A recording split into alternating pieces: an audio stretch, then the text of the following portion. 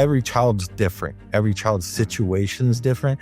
But no, we spent a lot of time. So we have something called a school crisis team at every school. I'll talk a little bit about that in a minute. But every school has a school crisis team, and it's the administrators, the counselor, school psychologist, the nurse, and then at elementary schools that don't have as much staff, they will select teachers that are willing to be participants on the crisis. And we do a full training, and we have lots of documents, lots of training materials that we share with them. And then they all do a training for staff every year at the beginning of the year. And then they might do a booster if they're seeing spikes. And so they do a booster training. And what's interesting, and I think this is probably the most important thing, is students.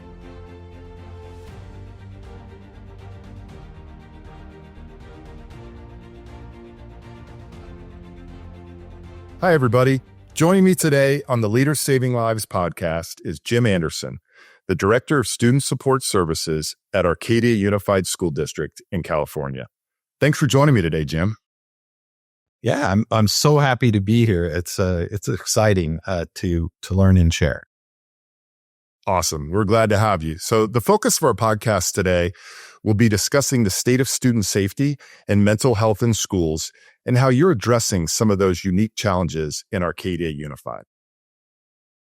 So let's start by starting, Jim. Can you tell me a little bit about your background and what led you to your current role as Director of Student Support Services at Arcadia Unified? Well, I took an interesting path to education as a student. I didn't like school very much, and so later on in life, I went back to school and actually with the goal of getting into teaching and education. So hopefully to get students to have a better experience than what I had. And from there, I really moved on. I became a school social worker. I worked in Los Angeles Unified School District for about 20 years, and I did a variety of different things there. We rolled out a district-wide discipline plan that went around positive discipline, and that's really when my work started to, let's work with disenfranchised kids, let's work with struggling students. And from there, the opportunity popped out to work in Arcadia. I lived close by. I didn't have to drive all over this giant school district. We're still, large in size, considered most schools, but that's really where, when I made this jump to Arcadia. Excellent. And one of the things we're going to try today, which is a little unique for the podcast, is you're going to share some slides kind of throughout, which is great because I want you to have the opportunity to showcase some of the great things that you're doing in Arcadia. So kind of my first question is really around the key components of building kind of a proactive student safety culture in a district of, almost 10,000 kids in Arcadia, which I know can present some unique challenges. So love to hear about that. Cool. And I'm gonna try to throw a slide up and hopefully we'll have a good experience with that. Hopefully everybody can see that. And I do appreciate this conversation. Just a little background on Arcadia. I think that's always important.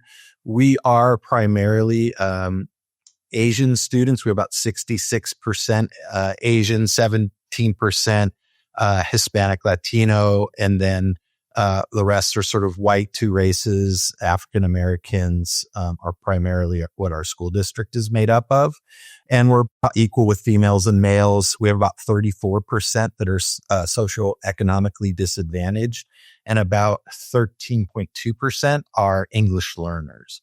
And so we have 7 elementary schools, 4 middle schools, and 3 middle schools, and 1 high school. And so we also have an alternative education school, which really plays some role in all of this. So looking at sort of the really where we began is looking at how do we build a system of support, right? A lot of people are using the multi-tiered systems of support. That's one of our core principles here. And so we really wanted to build on our knowledge of youth suicide. We also have Education Code 215 in California, which mandates that every school district has to have a suicide prevention policy in place it started out 7 through 12. And then in 2019, they made it for K through 12. And I think what's interesting is when we start looking at our statistics, right, we can see that, I think we all know that suicide is going up, right? And, I think when you look at 1 in 5 kids in the US high schools have seriously considered attempting suicide in the past year, and 1 in 10 actually attempted it. We're in a crisis mode with suicide in our district. Yeah, we're seeing the same thing. Every year we release a student safety report, and it was alarming, the increase in attempted suicides by elementary school students. And we noticed there was a 79% increase in the number of suicide notes that were written by elementary students. So again, to your point, what we're seeing is mirroring some of this national data. And it is true. We are at a crisis point as it relates to suicide and loss of life. And that's exactly what we were seeing in Arcadia, is this increase. I think the Department of Health and Human Services in 2024 found that with preteens 8 to 12, 8% annual increase since 2008. So this isn't just linked to COVID, right? I think we put a lot on COVID, but this has been happening pre-COVID. And so I do think there are things that we can do, right, to help prevent suicide. And that's sort of some of the things that we're doing. So we tried to figure out why, right? What's the why behind our kids and suicide?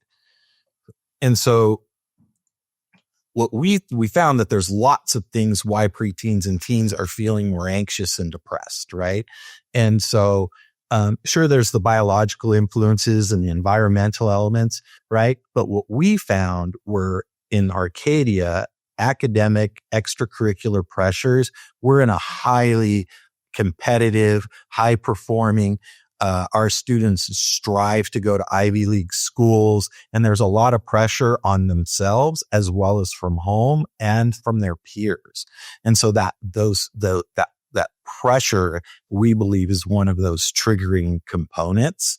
I think that, it sounds funny, but it's kind of not.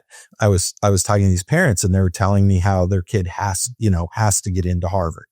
They have to get into Harvard. And I said, well, let's get them out of kindergarten first. Yeah. And that's the type of pressure I think these kids are under. Also, right, the family dynamics, social media influence, right? Also societal stressors. And then, also sort of, we've always had sort of some of this, like we talked about, right, prior to the pandemic. Right. So what did we really do, right? So we said, well, let's map it. And so we said, well, what is wellness, right? And what are the things that impact it? And we started to look at our data and things like this, right? And so what are things that impact wellness?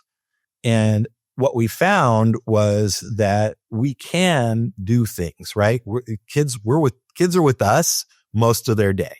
And so part of that is our responsibility, right?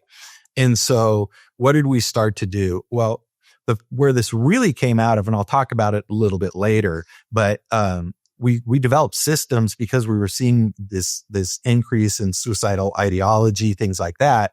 And we built systems, so that we could do threat assessments, right? How at risk is the student? And really it came sort of organically, is we shouldn't be spending all our time doing threat assessments, we should be spending the majority of our time on prevention efforts. And so we did a lot of training with staff and support personnel on really understanding and recognizing the negative mental health triggers, symptoms, and things like that. Our board actually put resources behind this prevention effort, and they funded full-time counselors in every single school. So even our elementary schools have full-time counselors. I know it's hard, with our money slowly deteriorating and our expenses going up, right? Schools are challenged. How do you find that? And luckily we have a board that said, well, we'll make cuts here and there so that we can afford counselors because it's that important. We also really started at the middle schools, no cell phones, out at nutrition breaks. We also have them taking digital wellness breaks. So we're a 1-to-1 school district. So everybody has, a Chromebook, and every student these days, I think even the little ones have cell phones. So we make them put them away. They're off. At the high school, we're working on what our policy is going to be. I don't know if it's just the state of California or across the nation, but we're going to be required to have a cell phone policy for the district. Are you aware of cell phone policy? We're starting to see states adopt them more and more. I live in the state of Virginia. As of January 1st last year, it was a full cell phone ban in all schools. Florida has also done a cell phone ban. So it seems to be through state legislation that some of this is happening at the state level.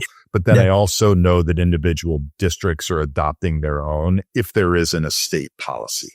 Yeah. And it's interesting, because our middle schools were sort of the leaders, right?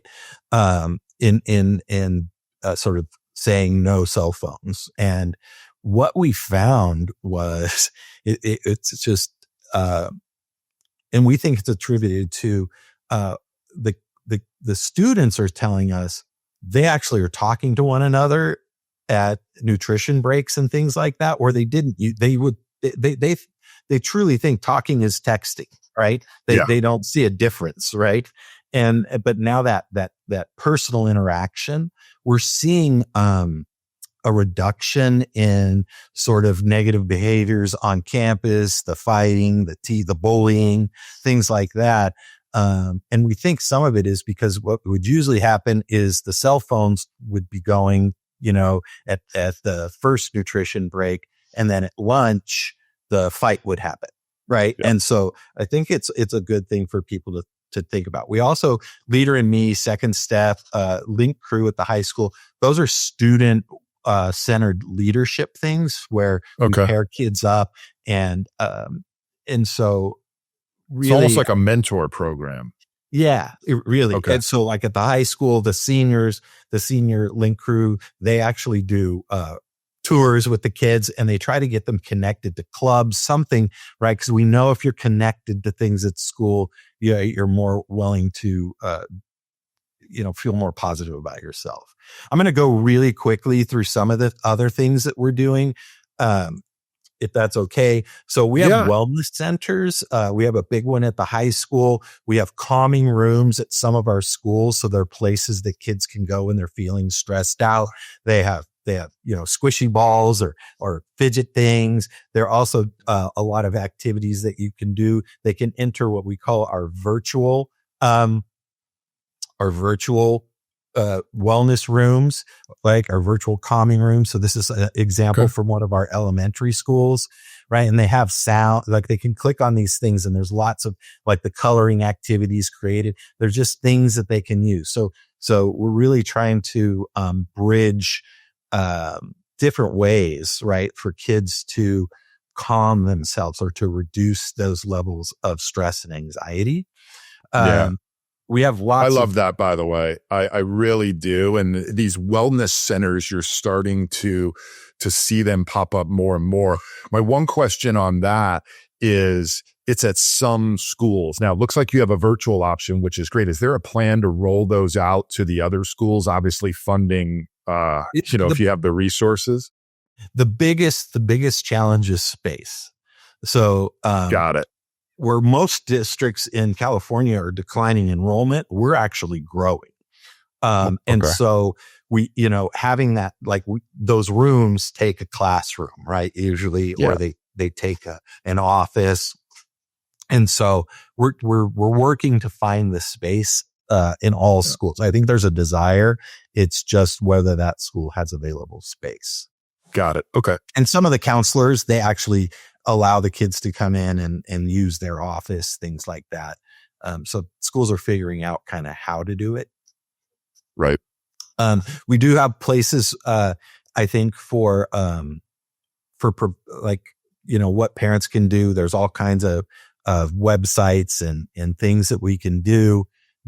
We have something called Care Solace, which is a great service. We pay for it. But they'd have something called a warm handoff. So when our counselor, a lot of times families can't access services. So they do the legwork. They find out, do they have insurance? Do they need insurance? And then they find counseling offices that are open and taking new clients. So they do that legwork, because what we found was happening is they were willing, but then it was like, okay, I already made 3 calls and nobody has space. So they quit. Yeah. Right. And then we also, we have different things where they have links to websites where they can go. Staff have links to the same thing. So all of that's really important. And so do they usually do that, Jim, at the beginning of a year just to kind of set the tone, or is it in the middle? It's a great question. It's actually during Mental Health Awareness Month, which so I think everybody has that. But so I think it's great. And then at the middle schools, they take a whole day during that month. And every middle school, the whole day is spent on wellness, mindfulness. How do you do meditation, things like that. That's great. So I know we're always limited on time. So let me ask whatever you need to ask. Yeah, no, that's great. It's really helpful. And I know that our kind of viewers and listeners will, they're always trying to learn, right? And this is not easy to do, to set up these systems of support, which include safety and mental health. So I think it's great, and really appreciate you kind of walking us through some of the things you've done. And I know you're going to show a little bit more, but one of the questions I had is, are there certain systems or frameworks that have been the most effective in identifying those at-risk students early on? Well, I think, every child's different. Every child's situation is different, but no, we spent a lot of time. So we have something called a school crisis team at every school. I'll talk a little bit about that in a minute, but every school has a school crisis team, and it's the administrators, the counselor, school psychologist, the nurse, and then at elementary schools that don't have as much staff, they will select teachers that are willing to be participants on the crisis. And we do a full training, and we have lots of documents, lots of training materials that we share with them. And then they all do a training for staff every year at the beginning of the year. And then they might do a booster if they're seeing spikes. And so they do a booster training. And what's interesting, and I think this is probably the most important thing, is students. Like I said, we have those student leaders and things, and through these activities, we do talk about suicide.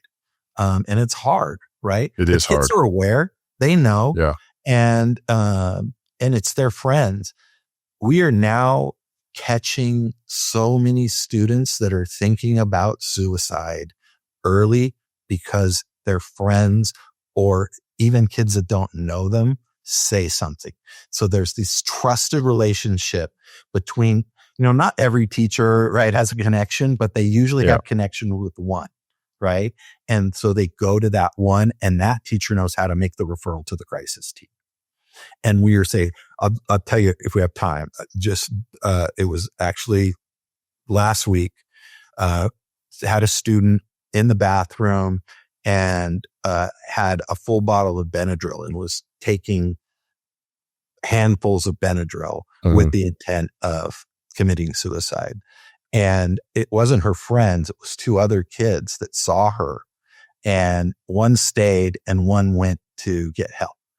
And because those two students took that action, we were able to get poison control. We had EMS on site. She was, got to the hospital in a timely manner. And, she was put on a 72-hour hold. And that's, now she's out. And then we have a process for when kids return. They meet and they create a safety plan and all of that. So that girl's life was saved because of two students. The tough stories to hear, but I'm glad it was a good ending, and kudos to those two students because they made the right decision, right? Both of them leaving probably wouldn't have been good. One stayed, one went to get help. So, good ending to that. And unfortunately, we hear about, those types of things every day happening across the country. And I was going to ask a question and you answered it, because I feel like one of the things that districts struggle with is reentry, right? Yeah. After an incident like that, because there's a student naturally is going to have anxiety. There's probably some embarrassment there, right? And how do we make sure that they're ready to get back? And you kind of walked a little bit through the process there, but I know a lot of districts, that's a challenge because you want them to come back and feel welcome, and they themselves are feeling this anxiety. So is there options for them to get, mental health supports, therapy, or is that required before reentry? Well, because we want them back in school, right? Yeah. So the first thing is making sure that they're in a place where they can return to school, and that's where we trust the doctors, right, and medical professionals, mental health professionals say yes, they're ready. Most kids that were hospitalized, there's discharge papers and things like that. But for some of the kids with just ideation, even where they might have gone and missed a couple of days and the parents took them to their own provider, we still do reentry meetings with them as well. And then we have different forms and processes that guide that reentry. So we have one thing that the student actually fills out. Where do I feel safe? What are my triggers? Where am I this? Where can I go when I'm feeling stressed? And they fill out their own sort of safety plan. And then there's a communication for the teachers, right, for confidentiality, but also to be keeping their eyes out and things, because as we know, students with depression, anxiety, and suicidal ideation, it comes back, right? Yeah. So that's it takes a lot of collaboration, right? Yeah. Both internal and external with all of the key stakeholders. Right. And, sometimes we've found that unfortunately something that's going on at home, 10% of what we, the major alerts that we see is abuse in the home, right? And it's unfortunate. And so, trying to work with that student and have, being sensitive to some of those high stakes situations and who to involve when that you can't involve the parents, right? So are you seeing any of that in Arcadia? Absolutely. And we really saw it, I would say 5 years ago and before, because our Asian population, accessing mental health services was sort of a taboo. And so we had to do a lot of work on educating. And I would say our counseling team across the district, because they would do parent meetings and different things and with kids, really reduced the stigma of mental health. And we're seeing more parents helping their kids access.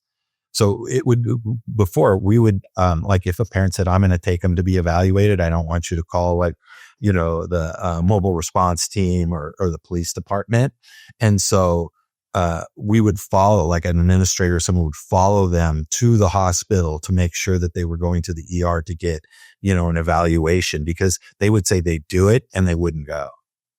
But now we're seeing a lot more people participating, but it is still a challenge because of the stigma. Right. Right. I noticed in some of your slides, and I don't know if this question is appropriate to pull them back up, but one of the things I saw is the training of support staff to kind of interpret and act on, those sometimes technology-driven safety alerts, right?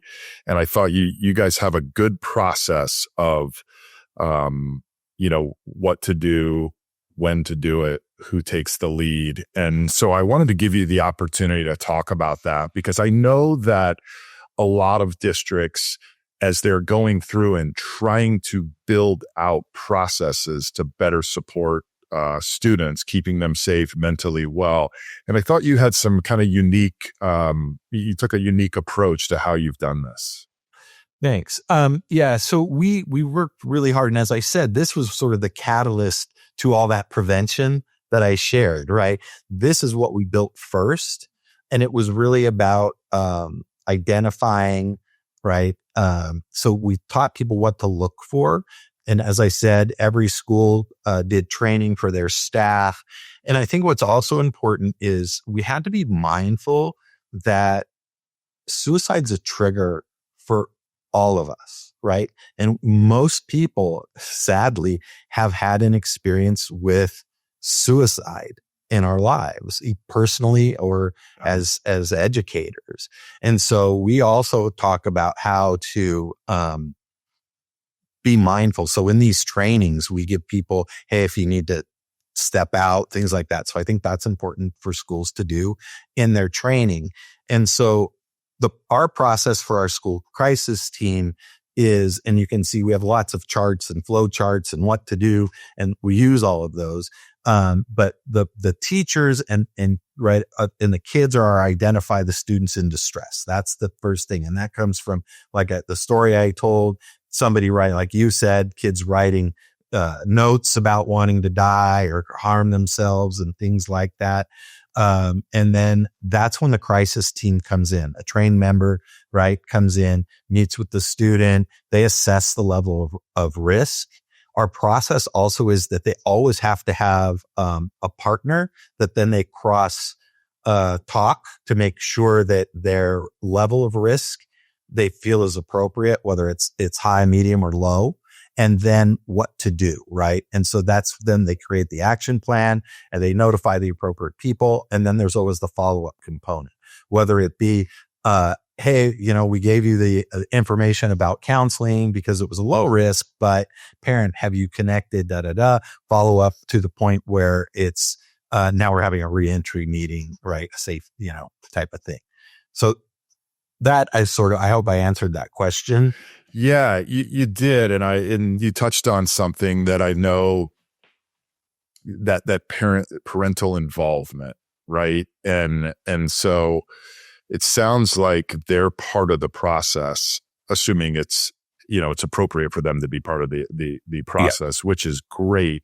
And it looks like you guys do it early on, which is helpful too, and keep them, close as, to making sure they get the supports that were recommended. And that's the goal, right? That's the goal, is to catch it as early as possible. But as we know, sometimes we just don't see it, right? We don't see it. And it's, even if we catch it, as late as a girl attempting, in the bathroom, right? Yeah. That at least we get her help prior to her dying. Yeah, no, it's everybody wants to take a proactive approach, but there are going to be times when you have to react. And that's where processes like this are critical, right? It's easier to follow in a proactive, when you catch it early. But what happens when you don't? right? And as we all want to be proactive. Every district wants to take a Yeah. proactive approach, but you're right. There are times that you're just not going to see it, whether it's something that is outside that they bring into the school. So yeah, I think you guys have done a really good job with this. Thank you. And so I did want to share, thanks for sort of leading up to that. What we found is, right, we have crisis, we have a great process. We think our process is tight. But as you said, there's also these things that critical incidents. And so what we started to do is, like, we all have our emergency plans, right? So what we did is we expanded that to sort of what we call the critical incident, which could be something like a suicide on campus, a death on campus, right? We actually had a staff member die at school on campus. And so what do you do for that? Right. Right. We also have, like, you have staff members or students that have an illness and then they pass away. And so those are critical. We consider those critical incidents. And so we have a process now, so that we sort of activate. I'll sort of show you. It's our protocol. And really the principal is the one that makes the decisions. And then myself and the assistant supervisor services, we sort of consult with that person, because what we found was happening is something would happen and they would do this all call and all the counselors would, because everybody wants to help. Right. But then there was an organized thing for them to do. And sometimes there wasn't anything for them to do. And so we found that this process now, because luckily we have a chief communications officer that can help with community. And we're now building this repertoire of things, communications for different types of things, what activities we can do. We had a student that passed away at the high school, and they handled it. They didn't need anybody else but the high school, but they had things where they had a card making room, so the kids could process and make cards. They had a little vigil, and it was very healthy.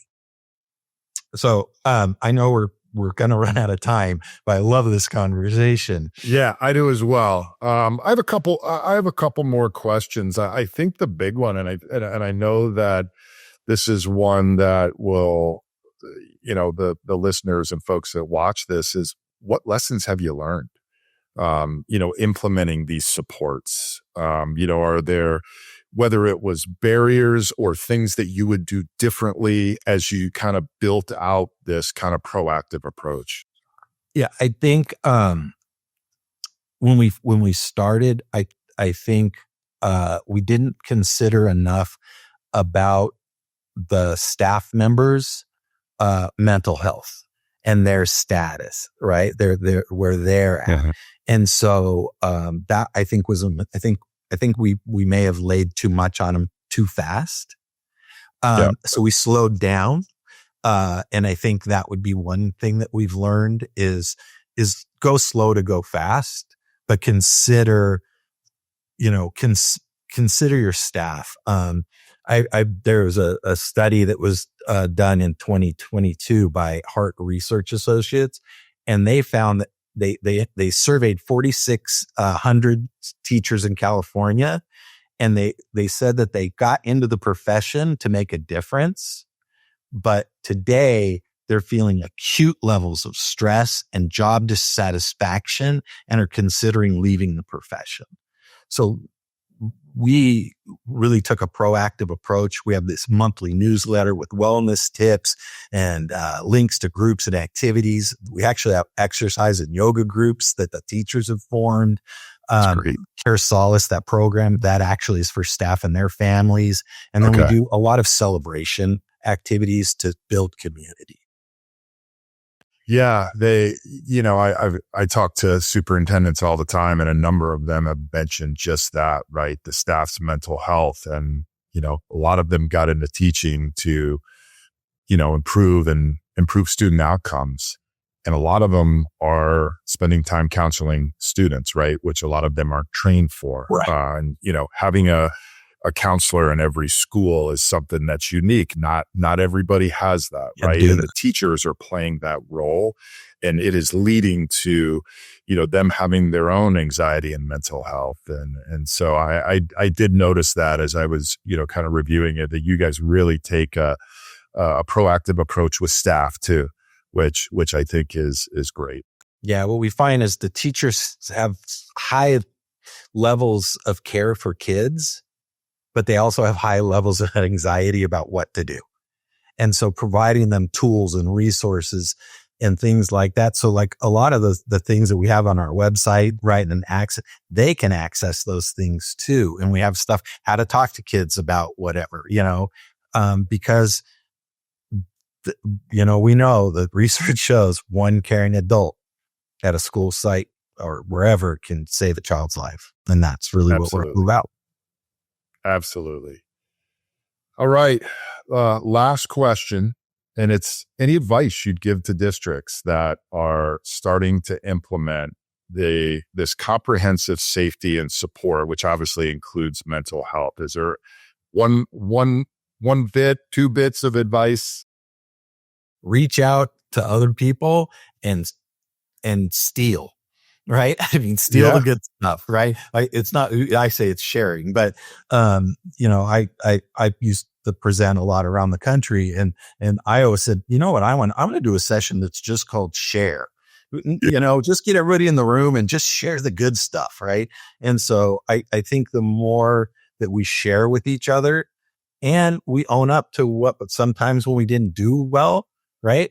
We can learn from other people's mistakes.